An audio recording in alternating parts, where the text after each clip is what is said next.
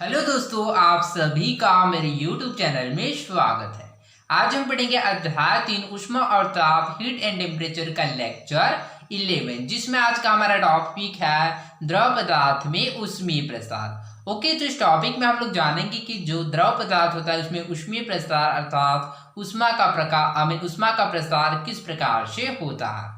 Okay, आप जानते हैं कि द्रव का अपना कोई आकार नहीं होता। ओके, तो जैसे कि हम लोग जानते हैं कि जो द्रव है उसका कोई अपना आकार नहीं होता है। द्रवों को जिस बर्तन में रख दिया जाता है वे उसी का आकार ले लेता है। ओके, तो द्रव को क्या करता है, जिस बर्तन में रख देता है वह उसी का आकार का हो जाता है। जब हम किसी द्रव को बर्तन में भरकर गर्म करते हैं तो पहले बर्तन का प्रसार होता है, फिर द्रव का। ओके, तो जब किसी द्रव को क्या करते हैं हम लोग बर्तन में सबसे पहले बर्तन में गर्म करते हैं, तो इस स्थिति में क्या होता है, तो सबसे पहले बर्तन गर्म होता है, इसके पश्चात क्या होता है, पानी गर्म होता है। अतः आयतन प्रसार दो प्रकार के होता है था। इस प्रकार से जो आयतन प्रसार होता है वह दो प्रकार का होता है। कौन कौन सा है, तो पहला है आभासी प्रसार अपरेंट एक्सपेंशन और दूसरा है वास्तविक प्रसार रियल एक्सपेंशन। ओके, तो चलिए समझते हैं कि आभासी प्रसार अपरेंट एक्सपेंशन एवं वास्तविक प्रसार रियल एक्सपेंशन क्या होता है। ओके, आभासी प्रसार, तो आभासी प्रसार किसे कहता है, यदि बर्तन के प्रसार का ध्यान न रखा जाए तब द्रव में होने वाले प्रसार को आभासी प्रसार या अपरेंट एक्सपेंशन कहते हैं। ओके, तो आभासी प्रसार किसे कहता है, तो यदि बर्तन के प्रसार का ध्यान रखा जाए तब द्रव में होने वाले प्रसार को आभासी प्रसार कहता है। मान लीजिए यहाँ पर जो दर्पण यहाँ पर जो क्या है, एक बर्तन है। ओके, तो मान लीजिए इस बर्तन में होने वाले जो प्रसार को क्या करते हैं, हम लोग ध्यान में नहीं देता था, इसको गणना नहीं करता है, तो इस स्थिति में जो होने वाले जो प्रसार होता है उसी को ही क्या बोलता है, आभासी प्रसार कहता है। ओके, दूसरा वास्तविक प्रसार अर्थात रियल एक्सपेंशन। बर्तन के प्रसार को ध्यान में रखते हुए द्रव में जो प्रसार होता है उसे वास्तविक प्रसार कहता है। वास्तविक प्रसार में क्या होता है, तो द्रव में जो क्या होता है, प्रसार होता है उसको भी ध्यान में रखा जाता है, तो द्रव में होने वाले जो प्रसार होता है उसको वास्तविक प्रसार कहता है। तो आभासी प्रसार में आप लोग याद रखेगा कि जो बर्तन में प्रसार होता है उसको नहीं गिना जाता है, परंतु जो वास्तविक प्रसार होता है उसमें बर्तन के प्रसार को ध्यान में रखकर जो द्रव में प्रसार होता है उसको वास्तविक प्रसार कहते हैं। ओके, आइए हम द्रव के प्रसार को नीचे दिए गए क्रियाकलाप द्वारा समझते हैं। ओके, तो चलिए हम लोग इसको क्रियाकलाप के द्वारा समझते हैं कि द्रव में किस प्रकार से प्रसार होता है। ओके, क्रियाकलाप 6, कांच का एक फ्लास्क ले। ओके, तो जैसे कि हम लोग चित्र 12 में देख सकते हैं द्रव के आयतन में ऊष्मीय प्रसार। तो सबसे पहले हम लोग क्या करते हैं, कांच का एक फ्लास्क लेते हैं, इसमें एक पतले व पारदर्शी नली लगा दे। यहाँ पर हम लोग पतले व पारदर्शी नली लगा देते हैं, पूरे फ्लास्क में ऊपर तक द्रव भर दे, फ्लास्क का मुंह कार के द्वारा बंद कर दे। ओके, तो इस प्रकार से हम लोग पूरे फ्लास्क में क्या करते हैं, ऊपर तक क्या करते हैं, यहाँ पर द्रव को भर देते हैं और फ्लास्क का मुंह को क्या करते हैं, हम लोग कार के द्वारा बंद कर देते हैं।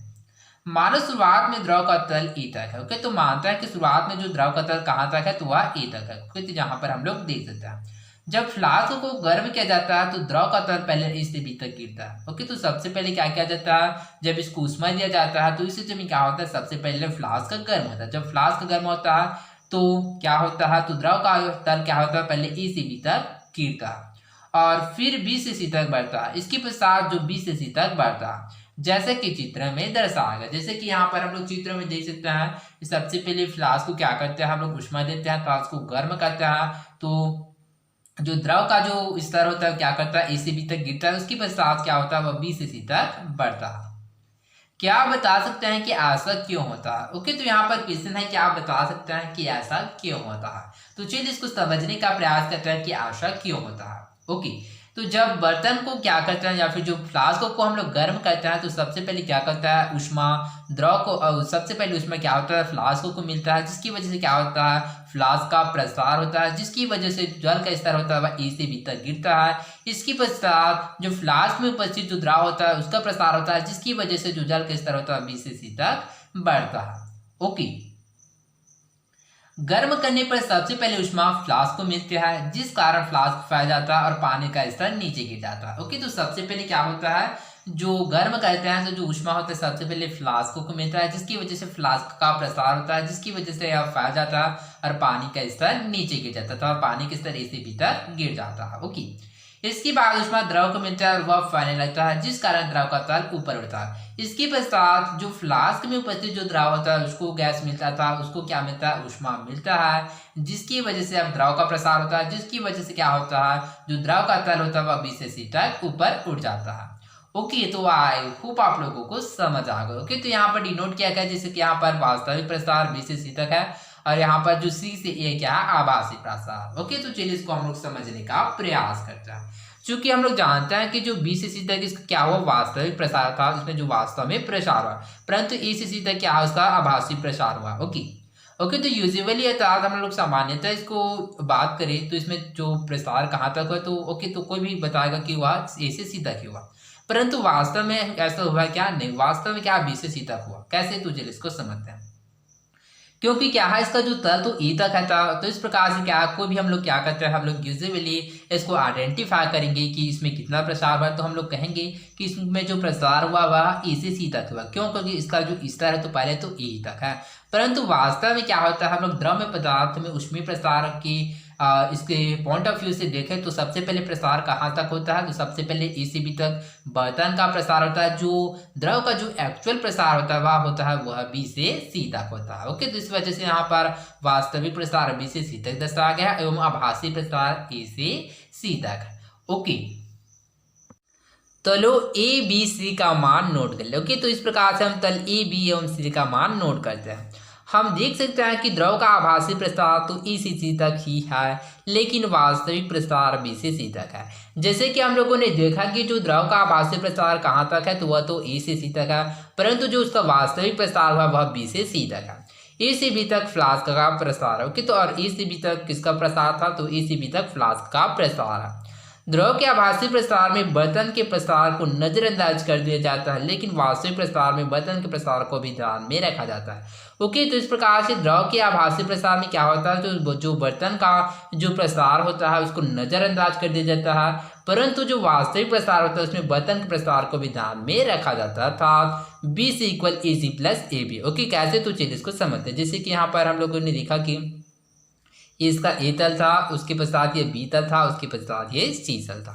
ओके, तो चलिए इसको हम लोग समझते हैं। द्रव के आभासी प्रसार में बर्तन के प्रसार को नजरअंदाज कर दिया जाता है, लेकिन वास्तविक प्रसार में बर्तन के प्रसार को भी ध्यान में रखा जाता है। ओके, तो जो द्रव का जो वास्तविक प्रसार हुआ कहाँ तक से हुआ, तो बी से सी तक हुआ, परंतु जो बर्तन का जो प्रसार हुआ कहाँ तक हुआ, तो वह ए से बी तक। ओके, जिसको क्या कर दिया जाता है, इसको नजरअंदाज कर दिया जाता है। तो बी से इक्वल होगा ए सी प्लस ए बी, अर्थात बी से इक्वल क्या होगा, ए सी प्लस ए बी, अर्थात द्रव का वास्तविक प्रसार इक्वल द्रव का आभासी प्रसार। ओके, तो ए सी क्या है, द्रव का आभासी प्रसार है, एवं ए से बी क्या है, द्रव बर्तन का प्रसार, अर्थात द्रव का वास्तविक प्रसार इक्वल द्रव का आभासी प्रसार प्लस बर्तन का प्रसार। ओके, यह भी जानिए अन्य द्रवों की तरह पानी भी गर्म करने पर फैलता है। ओके, तो जैसा कि हम लोग जानते हैं कि जो पानी होता है क्या करता है, वह अन्य द्रव की तरह भी क्या करता है, जब इसको हम लोग ऊष्मा देते हैं अर्थात गर्म करते हैं तो यह भी फैलता है। लेकिन नैसर्गिक बात यह है कि यह 0 डिग्री सेल्सियस से 4 डिग्री सेल्सियस के बीच नहीं फैलता। ओके, तो इसको आप लोग याद रखिएगा कि जो द्रव होता है वह 0 डिग्री सेल्सियस से 4 डिग्री सेल्सियस के बीच नहीं फैलता है।